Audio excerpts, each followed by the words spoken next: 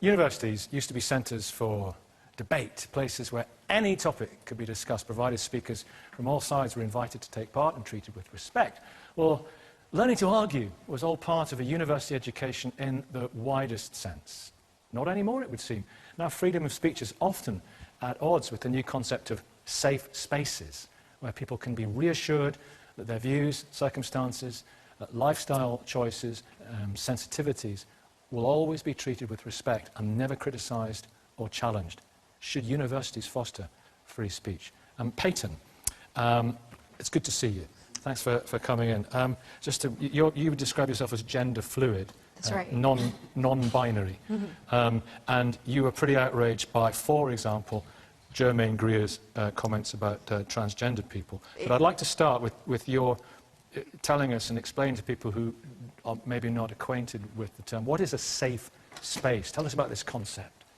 Well, the problem with safe spaces is that there's no sort of universal idea of what a safe space constitutes. Basically, fundamentally, it means that any student that is, for example, of a different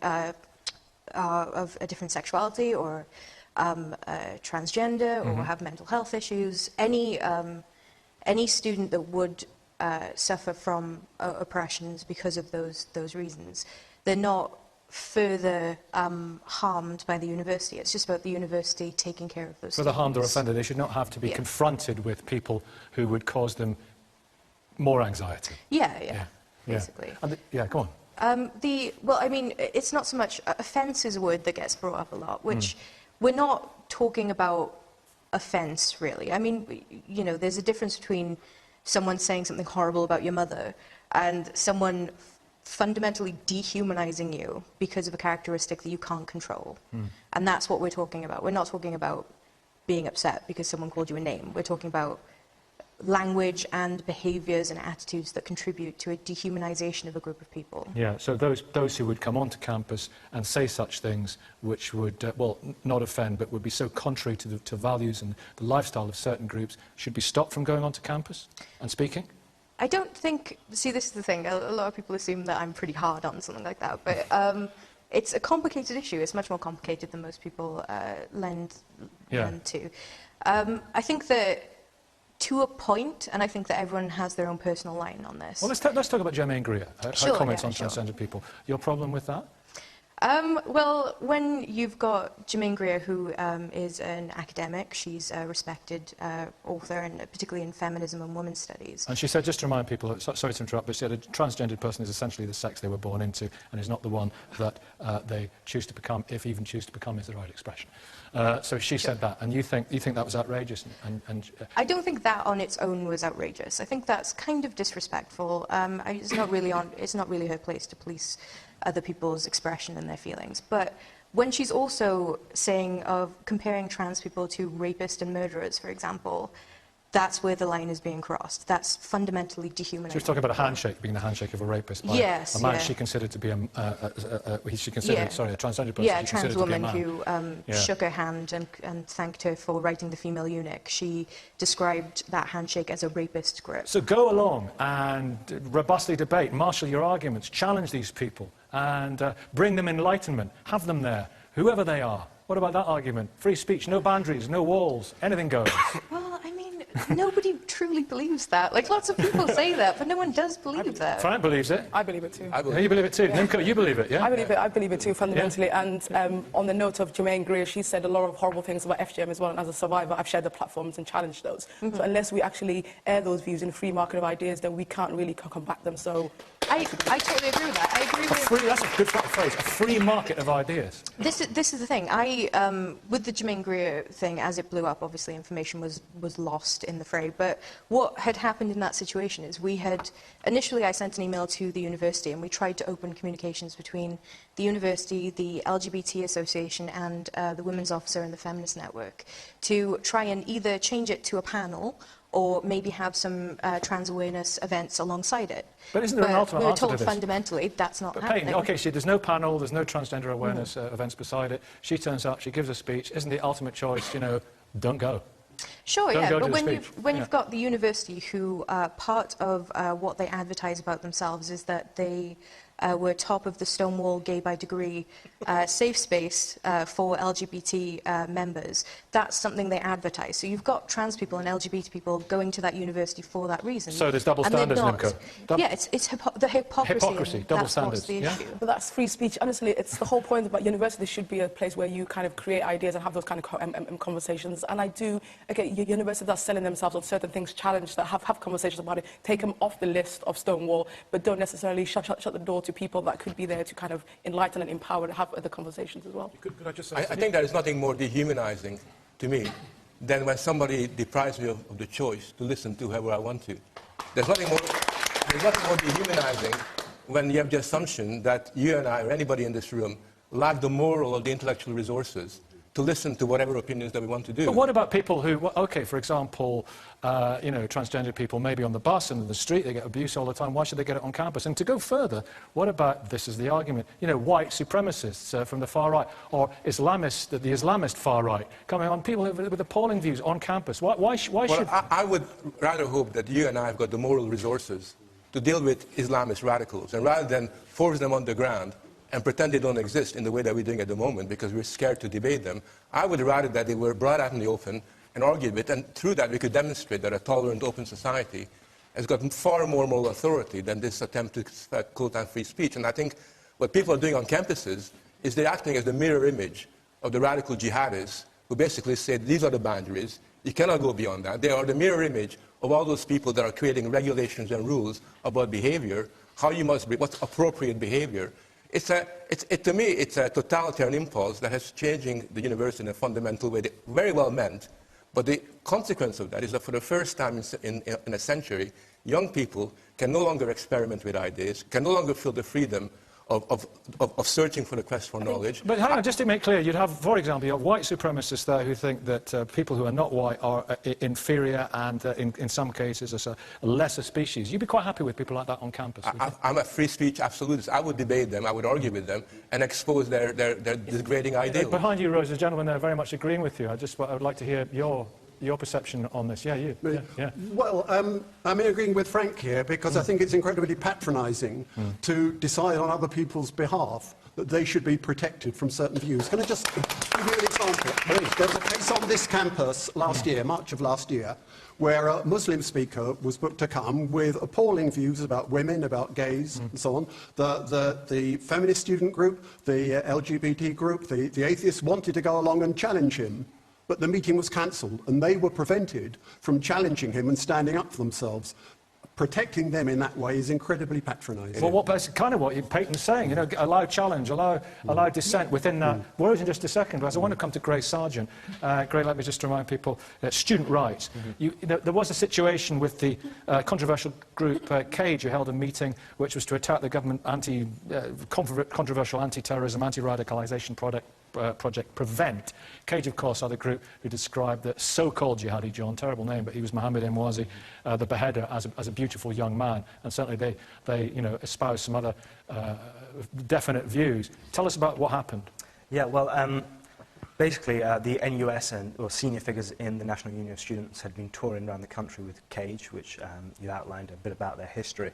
And we personally see their views as very divisive and inflammatory, but we believe that they have a right to free speech and they're entitled to come onto campus. The problem that we have is that often these groups come onto campus, it's not just CAGE, there's others, and they share a platform with 4 or 5 people who entirely agree with everything they say. And there is no robust debate or challenge whatsoever. And often there can be environments where students don't feel able to stand up and challenge. I've attended 6, 7 of these meetings. Did somebody challenge them at all at that CAGE meeting? I've been to one event where one person has stood up and challenged. What did you do? Did you just stand up and challenge? I was there to just report on the issue. What did he or she say? So this was at SOAS. A young Muslim woman from Tower Hamlets basically stood up and asked the panel, by the way, who had denounced PREVENT and anyone that supported it and demonised them as supporting a racist, white supremacist agenda. This young Muslim woman from Tower Hamlets stood up and said, I can see a lot of the criticism of PREVENT, but what I want to know is what would you put in place to deal with radicalisation? There's clearly a problem. And she was met with a deafening silence from the audience, and she was sneered at and laughed at by the panel. And then she left quite quickly after that. You know, that's not an environment that promotes debate. So when we talk about free speech, I think, of course, universities should foster free speech, but they must also go to extra efforts to foster debate, to make sure platforms are balanced. So, Nimco, is there... sorry, Rose, I'm with you in a second. And anyone else in the audience, please put your hand up and we'll come to you. Is there then a situation whereby we should ensure that people are challenged and people are given the confidence to do that in the right environment? Because that's essentially a safe space, isn't it? Yeah, no, I completely agree with that, and I think it's the university's role in order, if they are going to platform somebody, to have somebody on the panel that's going to challenge them. But what I find really interesting about the conversation around Cage, and then with Germaine Greer and everybody else, is the gender issue. So more men with extreme views are allowed in universities and not challenged than women. We're having these petitions signed against them, because I don't agree with anything that Germaine Greer says, and a lot of these are the radical feminists, but ultimately I support them, and I think they should have the platforms that they are allowed to have those things. So, and what's quite ironic is that the things that you're trying to stop are things that people are fighting for across the world. So there's students in China, in Africa, and all these other kind of places that would kill for the freedom of speech. What about a forum or a university meeting talking about rape? Should men be there? Yeah, as long as I do think that if it is the conversation on rape, and it depends on the context, but we had this conversation about safe spaces. If there are women or survivors of rape in a safe space, I don't think men should be there. But that's completely different to an open conversation around the issue. So there's a difference between experience and the issue. So I think that's completely... Rose, you're on. Just picking up on that, I think men need to hear firsthand the damage that they're causing, so we can't ban them. I think universities are meant to be places of learning and places where we can challenge, where we can explore. And so I would be deeply concerned if we are moving to a situation where we say we can't have this debate because it's going to be members offensive. of the Ku Klux Klan were flown in from Alabama. You know, I'll be there. I will be there. Oh, yes. Oh, yes. Because how do we get them to hear another view, to listen in that context? We've got to be prepared. There are issues. They've got to be learning. There are big I issues think rape of is power different, here. though, Like yeah. at the last general election, UKIP got enormous coverage on many, many platforms, whereas the Green Party, that can make an equal claim, got minimal coverage. And it's interesting, forget things like the Ku Klux Klan here, but it's interesting that some of the people we are talking about, whether male or female, are very powerful people. And then if people stand up as you have done, you'll be dismissed as being a boring, fuddy-duddy old twit. But I think there's a need for safe space, but I've been involved in such a situation where we invited Katie Hopkins, the right-wing journalist who described asylum seekers as cockroaches, to a debate at my university, where students, when she was introduced, turned their backs on her, very respectfully walked out of the room. Well, how can you respectively turn your back on someone? They did much more respectively than some of the faces that Katie made to other members of the panel. But should she have been there? I think she should have been there. Right. I think she should have been there. Should people have stayed there and engaged with her? My personal feeling is that what the students did was right for them. But I think increasingly we're going to encounter these sorts of divisions and conflicts, and we, if we want to challenge them, have got to learn new ways of doing it effectively. Well, the students didn't challenge her, did they? Yes, as she rightly said afterwards, it became her event. It was just what she wanted, and she became the news rather than the subject of the debate. I think the tragedy is that there are meetings like the one you described as SOAS. The Cage one, yeah. The Cage one. But the tragedy is that people just shut up, and they kind of look at their shoelaces, and they're very embarrassed. They're too scared to stand up. And I just think we need a little bit of courage. There's an old English tradition of heckling, which anybody can do. You don't need to be particularly experienced in that. I think we need to have more people go along to these meetings, and instead of pushing them out, we need to expose their ideas in front of the audience. We will not always win the arguments, but at least we'll disrupt them sufficiently to make a big impact. And I think what I'm really scared about is that on campuses, unless people agree with you, you don't open your mouth. People are living in these segmented silos. They're not having conversations and debates. And the old traditions of university radicalism, where you argue it out till 4 o'clock in the morning, and sometimes you get outraged and offended and hurt, but you still argue. And the creative dynamic that brings you is being lost. And being OK, yeah, I'm just thinking about my university years. I wasn't doing that till 4 o'clock in the morning. I was Peyton, it's interesting because, you know, after your introduction there, it's interesting, a lot of people are quite close to the opposition on this.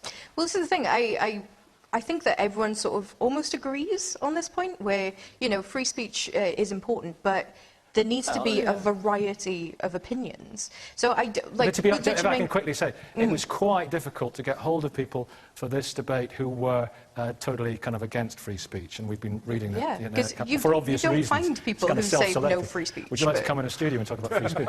Yeah. Well, But definitions are different. This is the thing, as has been mentioned before as well, people are afraid to stand up, especially when, for example, Jermaine Greer, there was not a single trans person that I know who went to that debate. Entirely because at the end of the debate, during a sort of small Q&A session they had, someone asked a question about whether she believed that dehumanising language leads to violence against trans people, and the whole audience, the 400 people who were there, were jeering and booing at that woman. But universities are for learning to stand up I would to be that. worried about... Sure, yeah, but... Sorry? I would be worried about wrapping students up in cotton wool and trying to protect them from ideas they might find offensive, might not like or find unpopular. I think if you put independent moderators in place, if you try and turn discussions into a panel debate, Yeah. I think that's the best way to go about this problem. Exactly. Let me go, if I can, Abba, let me go to the audience. Gentlemen, I defer to a gentleman in a dog collar always. Yes, We sir. do have laws against inciting hatred. They're very seldom, too seldom used, but they are there. I don't see why people can't see this, that we invite these horrible people to come and state their views. And There's no way to talk about our front row, can I just say? Yeah, okay. Right, okay. I know what you mean. If But they there are laws. inciting hatred, So there are, yes. we can deal with it. So what Yeah. are we afraid of? No, that's a really important point. A very important Political point, yeah. correctness. Universities and student union, well, universities have to apply to equality law, which will stop harassment and incitement to hatred on campus. We have the student unions that are responsible for charity law. They must act in the public good.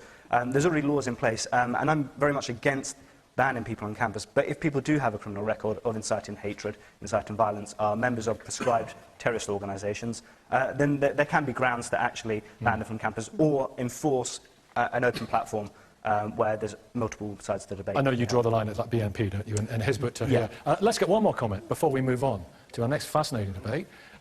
Lady back there in the back row, a very quick comment from me. What do you think? Well, despite having experienced quite severe discrimination in the education system with regards to my own mental health, I hope strongly when I do go to university that I'm able to debate with people on issues such as mental health, extremism, anything. So I think to deny someone the right to talk about an issue is just absurd. Thank you very much. Thank you all.